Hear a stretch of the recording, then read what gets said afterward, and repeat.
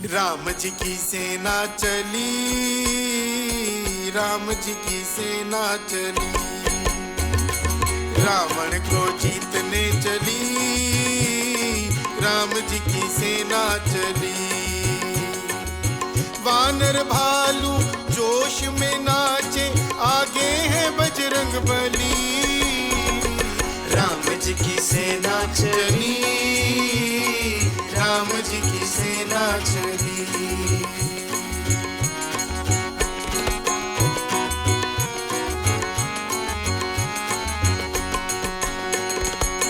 रावण सीता को हर लाया, दुर्भाग्य को गले लगाया, दुर्भाग्य को गले लगाया।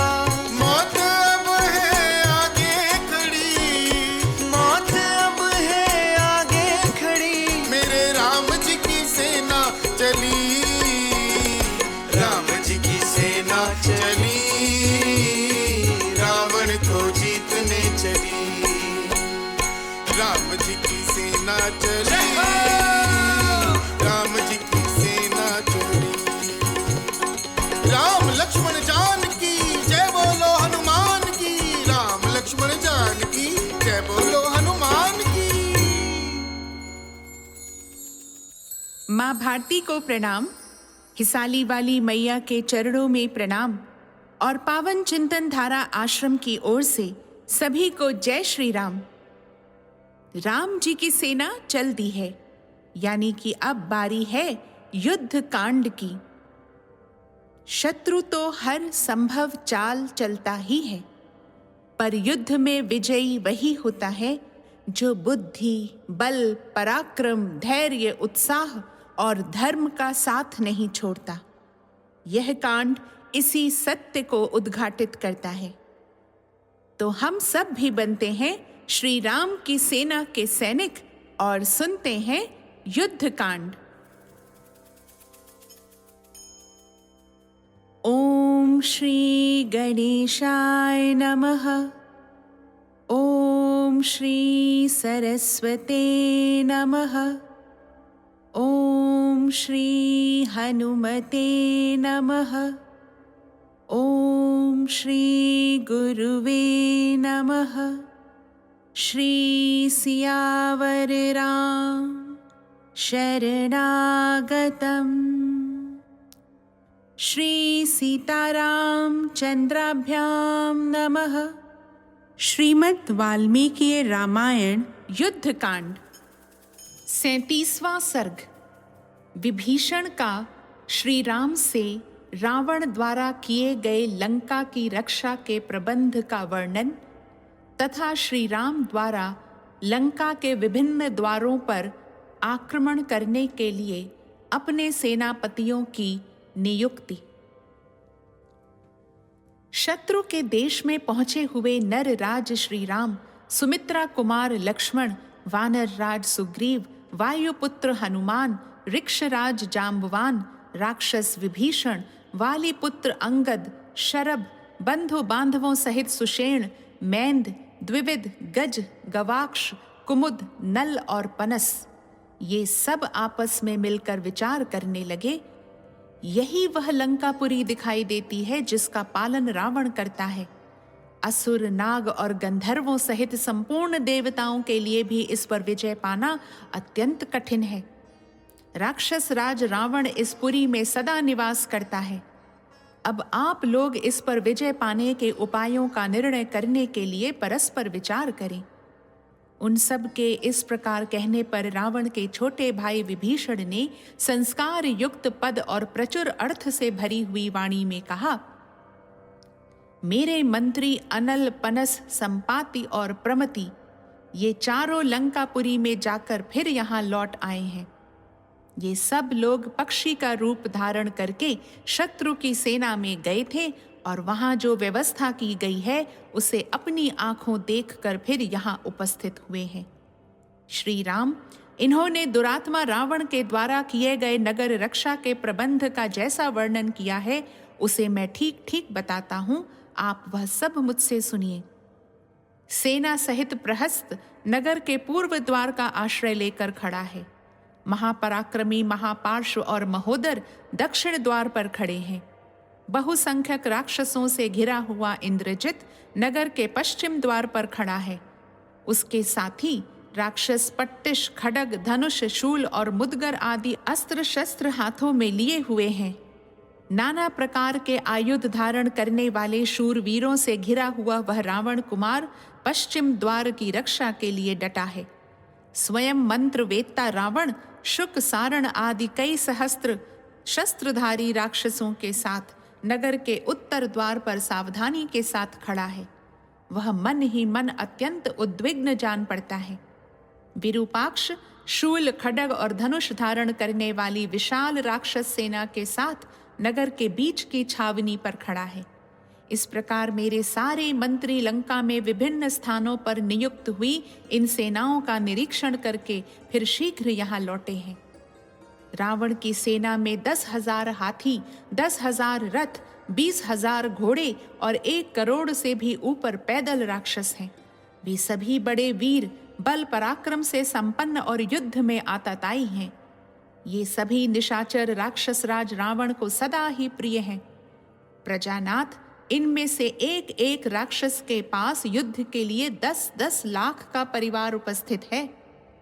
महाबाहु विभीषण ने मंत्रियों द्वारा बताए गए लंका विषयक समाचार को इस प्रकार बताकर उन मंत्री स्वरूप राक्षसों को भी श्री राम से मिलाया और उनके द्वारा लंका का सारा वृतांत पुनः उनसे कहलाया।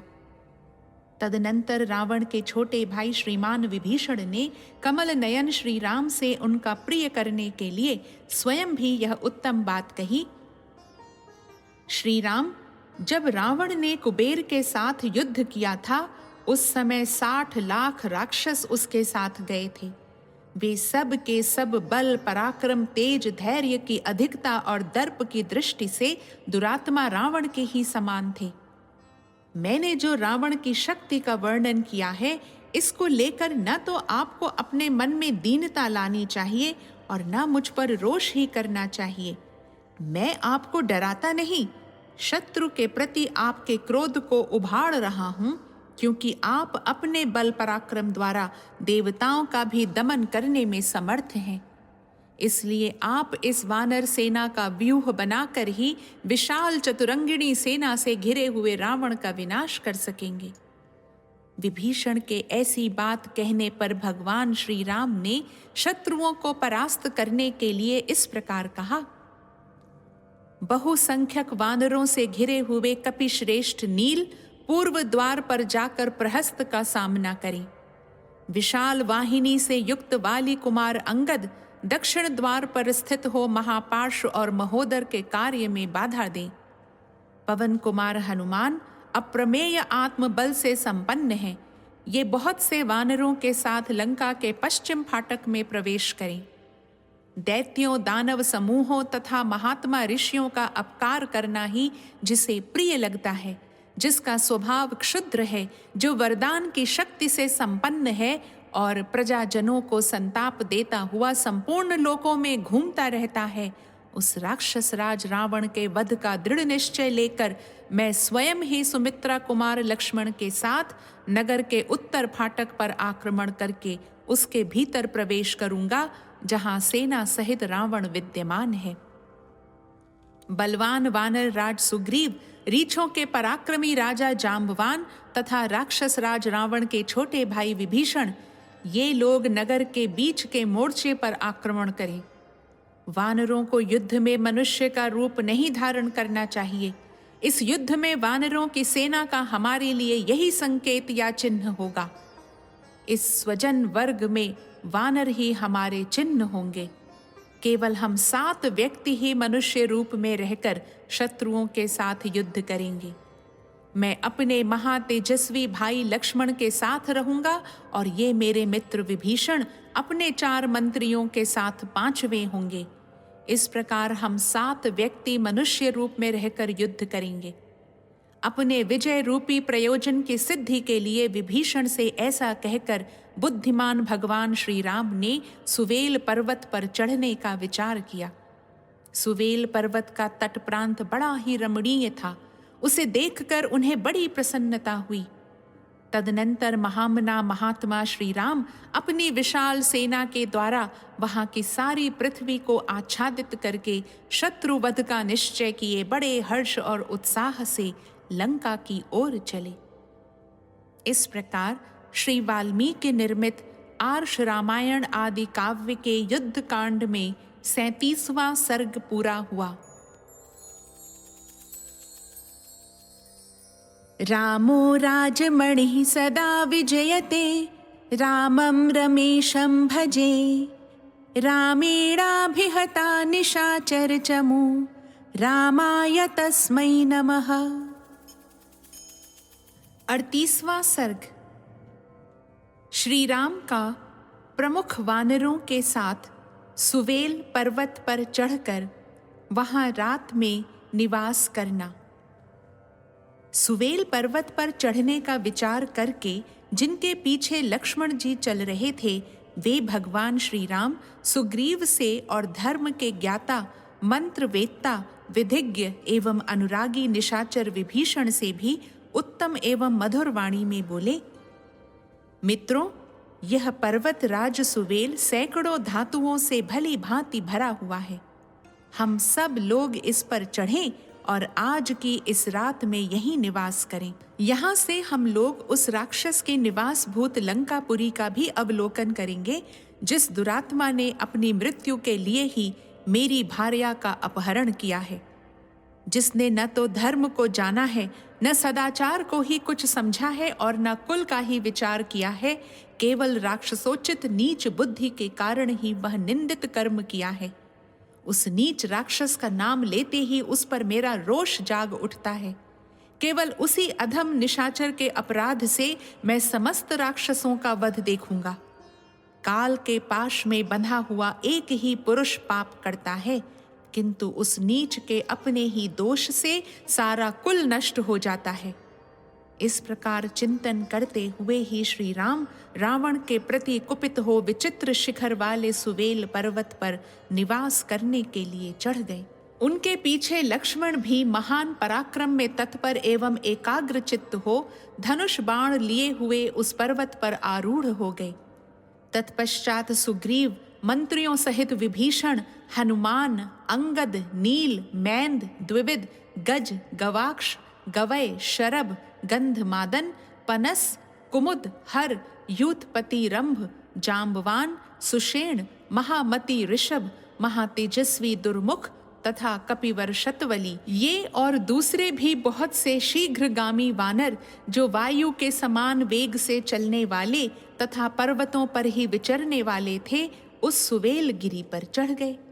सुवेल पर्वत पर जहाँ श्री रघुनाथ जी विराजमान थे, वे सैकड़ों वानर थोड़ी ही देर में चढ़ गए और चढ़कर सब ओर विचरने लगे। उन वानर यूथपतियों ने सुवेल पर्वत के शिखर पर खड़े हो उस सुंदर लंकापुरी का निरीक्षण किया, जो आकाश में ही बनी हुई सी जान पड़ती थी। उसके फाटक बड़े मनोहर थे, उत्तम परकोटे उस नगरी की शोभा बढ़ाते थे तथा वह पुरी राक्षसों से भरी पूरी थी। उत्तम परकोटों पर खड़े हुए नील वर्ण के राक्षस ऐसे जान पड़ते थे मानो उन परकोटों पर दूसरा परकोटा बना दिया गया हो। उन श्रेष्ठ वानरों ने वह सब कुछ देखा। युद्ध की इच्छा रखने वाले राक्षसों को देखकर वे सब वानर श्री राम के देखते देखते नाना प्रकार से सिंहनाद करने लगे। तदनंतर संध्या की लाली से रंगे हुए सूर्यदेव अस्ताचल को चले गए और पूर्ण चंद्रमा से प्रकाशित उजेली रात वहां सब ओर छा गई। तत्पश्चात विभीषण द्वारा सादर सम्मानित हो वानर सेना के स्वामी श्री राम ने अपने भाई लक्ष्मण और यूथपतियों के समुदाय के साथ सुवेल पर्वत के पृष्ठभाग पर सुखपूर्वक निवास किया। इस प्रकार श्री वाल्मीकि निर्मित आर्ष रामायण आदि काव्य के युद्ध कांड में 38वां सर्ग पूरा हुआ। रामो राजमणिः सदा विजयते, रामं रमेशं भजे, रामेणाभिहता निशाचरचमू, रामाय तस्मै नमः। 39वां सर्ग। वानरों सहित श्री राम का सुवेल शिखर से लंकापुरी का निरीक्षण करना। वानर यूथपतियों ने वह रात उस सुवेल पर्वत पर ही बिताई और वहां से उन वीरों ने लंका के वन और उपवन भी देखे। वे बड़े ही चौरस, शांत, सुंदर, विशाल और विस्तृत थे तथा देखने में अत्यंत रमणीय जान पड़ते थे। उन्हें देखकर उन सब वानरों को बड़ा विस्मय हुआ। चंपा, अशोक, बकुल, शाल और ताल वृक्षों से व्याप्त, तमाल वन से आच्छादित और नाग केसरों से आवृत लंकापुरी, हिंताल, अर्जुन, नीप, कदम्ब, खिले हुए चितवन, तिलक, कनेर तथा पाटल आदि नाना प्रकार के दिव्य वृक्षों से जिनके अग्रभाग फूलों के भार से लदे थे तथा जिन पर लता बल्लरियां फैली हुई थीं, इंद्र की अमरावती के समान शोभा पाती थी। विचित्र फूलों से युक्त लाल कोमल पल्लवों, हरी हरी घासों तथा विचित्र वन श्रेणियों से भी उस पुरी की बड़ी शोभा हो रही थी। जैसे मनुष्य आभूषण धारण करते हैं, उसी प्रकार वहाँ के वृक्ष सुगंधित फूल और अत्यंत रमणीय फल धारण करते थे। चैत्र रथ और नंदन वन के समान वहाँ का मनोहर वन सभी ऋतुओं में भ्रमरों से व्याप्त हो रमणीय शोभा धारण करता था। दात्यूह, कोयिष्ठ, बक और नाचते हुए मोर उस वन को सुशोभित करते थे। वन में झरनों के आसपास कोकिल की कूक सुनाई पड़ती थी। लंका के वन और उपवन नित्य मतवाले विहंगमों से विभूषित थे। वहां वृक्षों की डालियों पर भौरे मंडराते रहते थे। उनके प्रत्येक खंड में कोकिलाएं कुहू कुहू बोला करती थीं। पक्षी चहचहाते रहते थे।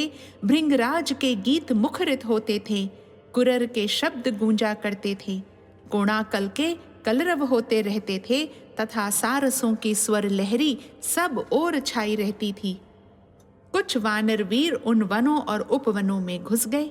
वे सभी वीर वानर इच्छानुसार रूप धारण करने वाले उत्साही और आनंद मग्न थे।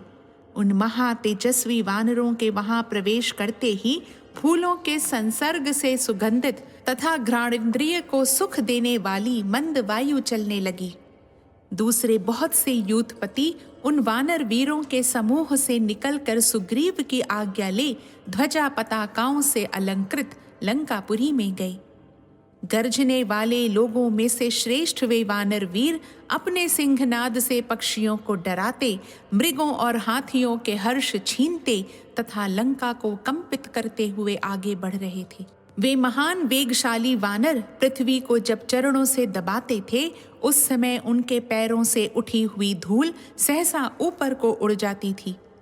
वानरों के उस सिंहनाद से त्रस्त एवं भयभीत हुए रीछ, सिंह, भैंसे, हाथी, मृग और पक्षी दसों दिशाओं की ओर भाग गए। त्रिकूट पर्वत का एक शिखर बहुत ऊंचा था। वह ऐसा जान पड़ता था मानो स्वर्ग लोक को छू रहा हो। उस पर सब ओर पीले रंग के फूल खिले हुए थे, जिनसे वह सोने का सा जान पड़ता था। उस शिखर का विस्तार 100 योजन था। वह देखने में बड़ा ही सुंदर, स्वच्छ, स्निग्ध, कांतिमान और विशाल था। पक्षियों के लिए भी उसकी चोटी तक पहुंचना कठिन होता था। लोग त्रिकूट के उस शिखर पर मन के द्वारा चढ़ने की कल्पना भी नहीं कर सकते थे, फिर क्रिया द्वारा उस पर आरूढ़ होने की तो बात ही क्या है। रावण द्वारा पालित लंका त्रिकूट के उसी शिखर पर बसी हुई थी। वह पुरी 10 योजन चौड़ी और 20 योजन लंबी थी।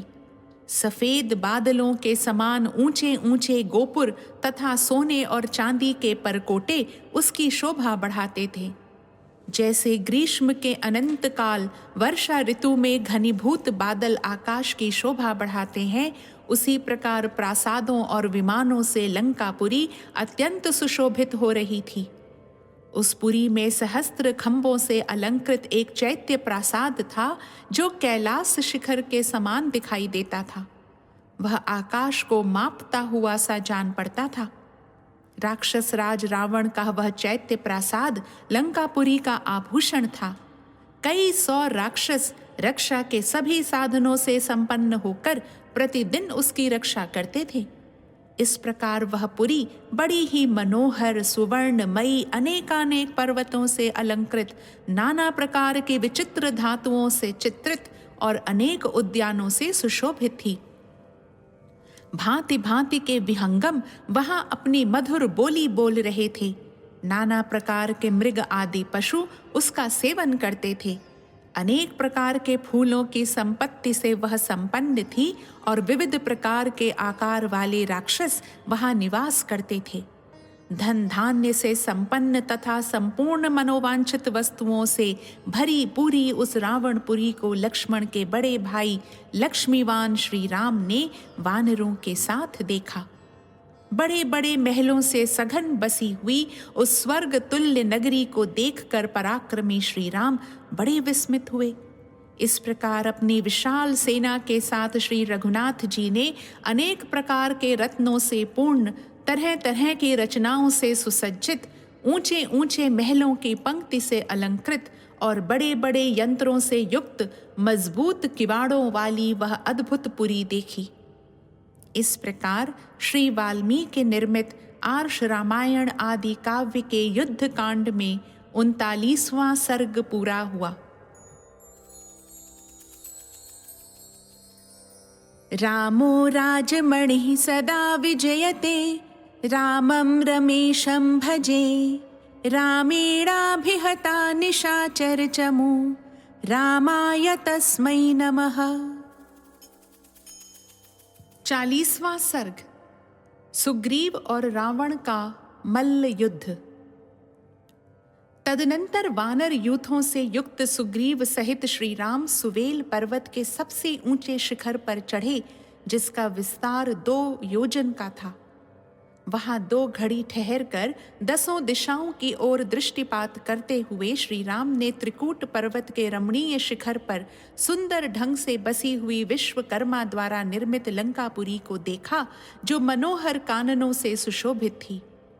उस नगर के गोपुर की छत पर उन्हें दुर्जय राक्षस राज रावण बैठा दिखाई दिया, जिसके दोनों ओर श्वेत चंवर डुलाए जा रहे थे। सिर पर विजय छत्र शोभा दे रहा था।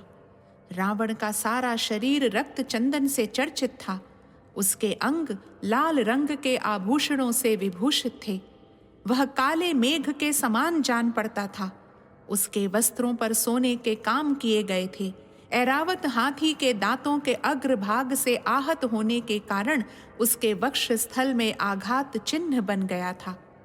खरगोश के रक्त के समान लाल रंग से रंगे हुए वस्त्र से आच्छादित होकर वह आकाश में संध्या काल की धूप से ढकी हुई मेघमाला के समान दिखाई देता था। मुख्य मुख्य वानरों तथा श्री रघुनाथ जी के सामने ही राक्षस राज रावण पर दृष्टि पड़ते ही सुग्रीव सहसा खड़े हो गए। वे क्रोध के वेग से युक्त और शारीरिक एवं मानसिक बल से प्रेरित हो सुवेल के शिखर से उठकर उस गोपुर की छत पर कूद पड़े। वहां खड़े होकर वे कुछ देर तो रावण को देखते रहे। फिर निर्भय चित्त से उस राक्षस को तिनके के समान समझकर वे कठोर वाणी में बोले, राक्षस, मैं लोकनाथ भगवान श्री राम का सखा और दास हूं। महाराज श्री राम के तेज से आज तू मेरे हाथ से छूट नहीं सकेगा। ऐसा कहकर वे अकस्मात उछलकर रावण के ऊपर जा कूदे और उसके विचित्र मुकुटों को खींचकर उन्होंने पृथ्वी पर गिरा दिया। उन्हें इस प्रकार तीव्र गति से अपने ऊपर आक्रमण करते देख रावण ने कहा, अरे, जब तक तू मेरे सामने नहीं आया था तभी तक सुग्रीव सुंदर कंठ से युक्त था। अब तो तू अपनी इस ग्रीवा से रहित हो जाएगा। ऐसा कहकर रावण ने अपनी 2 भुजाओं द्वारा उन्हें शीघ्र ही उठाकर उस छत की फर्श पर दे मारा। फिर वानर राज सुग्रीव ने भी गेंद की तरह उछलकर रावण को दोनों भुजाओं से उठा लिया और उसी फर्श पर जोर से पटक दिया। फिर तो वे दोनों आपस में गुथ गए। दोनों के ही शरीर पसीने से तर और खून से लथपथ हो गए तथा दोनों ही एक दूसरे की पकड़ में आने के कारण निश्चेष्ट होकर खिले हुए सेमल और पलाश नामक वृक्षों के समान दिखाई देने लगे। राक्षस राज रावण और वानर राज सुग्रीव दोनों ही बड़े बलवान थे, अतः दोनों घूंसे, थप्पड़, कोहनी और पंजों की मार के साथ बड़ा असह्य युद्ध करने लगे। गोपुर के चबूतरे पर बहुत देर तक भारी मल्ल युद्ध करके वे भयानक वेग वाले दोनों वीर बार बार एक दूसरे को उछालते और झुकाते हुए पैरों को विशेष दांव पेंच के साथ चलाते चलाते उस चबूतरे से जा लगे। एक दूसरे को दबाकर परस्पर सटे हुए शरीर वाले वे दोनों योद्धा किले के परकोटे और खाई के बीच में गिर गए। वहां हांफते हुए 2 घड़ी तक पृथ्वी का आलिंगन किए पड़े रहे। तत्पश्चात उछलकर खड़े हो गए। फिर वे एक दूसरे का बार बार आलिंगन करके उसे बाहुपाश में जकड़ने लगे। दोनों ही क्रोध, शिक्षा, मल्ल युद्ध विषयक अभ्यास तथा शारीरिक बल से संपन्न थे। अतः उस युद्ध स्थल में कुश्ती के अनेक दांव पेंच दिखाते हुए भ्रमण करने लगे। जिनके नए नए दांत निकले हों, ऐसे बाघ और सिंह के बच्चों तथा परस्पर लड़ते हुए गजराज के छोटे छौनों के समान वे दोनों वीर अपने वक्षस्थल से एक दूसरे को दबाते और हाथों से परस्पर बल आजमाते हुए एक साथ ही पृथ्वी पर गिर पड़े। दोनों ही कसरती जवान थे और युद्ध की शिक्षा तथा बल से संपन्न थे। अतः युद्ध जीतने के लिए उद्यमशील हो एक दूसरे पर आक्षेप करते हुए युद्ध मार्ग पर अनेक प्रकार से विचरण करते थे। तथापि उन वीरों को जल्दी थकावट नहीं होती थी। मतवाले हाथियों के समान सुग्रीव और रावण गजराज के शुंड दंड की भांति मोटे एवं बलिष्ठ बाहुदंडों द्वारा एक दूसरे के दांवों को रोकते हुए बहुत देर तक बड़े आवेश के साथ युद्ध करते और शीघ्रता पूर्वक पैंतरे बदलते रहे। वे परस्पर भिड़कर एक दूसरे को मार डालने का प्रयत्न कर रहे थे। जैसे 2 बिलाव किसी भक्ष्य वस्तु के लिए क्रोधपूर्वक स्थित हो परस्पर दृष्टिपात कर बारंबार गुर्राते रहते हैं, उसी तरह रावण और सुग्रीव भी लड़ रहे थे। विचित्र मंडल और भांति भांति के स्थान का प्रदर्शन करते हुए गोमूत्र की रेखा के समान कुटिल गति से चलते और विचित्र रीति से कभी आगे बढ़ते और कभी पीछे हटते थे। वे कभी तिरछी चाल से चलते, कभी टेढ़ी चाल से दाएं बाएं घूम जाते, कभी अपने स्थान से हटकर शत्रु के प्रहार को व्यर्थ कर देते, कभी बदले में स्वयं भी दांव पेंच का प्रयोग करके शत्रु के आक्रमण से अपने को बचा लेते। कभी एक खड़ा रहता तो दूसरा उसके चारों ओर दौड़ लगाता। कभी दोनों एक दूसरे के सम्मुख शीघ्रता पूर्वक दौड़कर आक्रमण करते, कभी झुककर या मेढक की भांति धीरे से उछलकर चलते, कभी लड़ते हुए एक ही जगह पर स्थिर रहते, कभी पीछे की ओर लौट पड़ते, कभी सामने खड़े खड़े ही पीछे हटते, कभी विपक्षी को पकड़ने की इच्छा से अपने शरीर को सिकोड़कर या झुकाकर उसकी ओर दौड़ते, कभी प्रतिद्वंदी पर पैर से प्रहार करने के लिए नीचे मुंह किए उस पर टूट पड़ते, कभी प्रतिपक्षी योद्धा की बांह पकड़ने के लिए अपनी बांह फैला देते और कभी विरोधी की पकड़ से बचने के लिए अपनी बाहों को पीछे खींच लेते। इस प्रकार मल्ल युद्ध की कला में परम प्रवीण वानर राज सुग्रीव तथा रावण एक दूसरे पर आघात करने के लिए मंडलाकार विचर रहे थे। इसी बीच में राक्षस रावण ने अपनी माया शक्ति से काम लेने का विचार किया। वानर राज सुग्रीव इस बात को ताड़ गए, इसलिए सहसा आकाश में उछल पड़े। वे विजयोल्लास से सुशोभित होते थे और थकावट को जीत चुके थे। वानर राज रावण को चकमा देकर निकल गए और वह खड़ा खड़ा देखता ही रह गया। जिन्हें संग्राम में कीर्ति प्राप्त हुई थी, वे वानर राज सूर्यपुत्र सुग्रीव निशाचरपति रावण को युद्ध में थकाकर अत्यंत विशाल आकाश मार्ग का लंघन करके वानरों की सेना के बीच श्री रामचंद्र जी के पास आ पहुंचे। इस प्रकार वहां अद्भुत कर्म करके वायु के समान शीघ्रगामी सूर्यपुत्र सुग्रीव ने दशरथ राजकुमार श्री राम के युद्ध विषयक उत्साह को बढ़ाते हुए बड़े हर्ष के साथ वानर सेना में प्रवेश किया। उस समय प्रधान प्रधान वानरों ने वानर राज का अभिनंदन किया। इस प्रकार श्री वाल्मीकि निर्मित आर्ष रामायण आदि काव्य के युद्ध कांड में 40वां सर्ग पूरा हुआ। रामो राजमणिः सदा विजयते रामं रमेशं भजे रामेणाभिहता निशाचरचमू रामाय तस्मै नमः।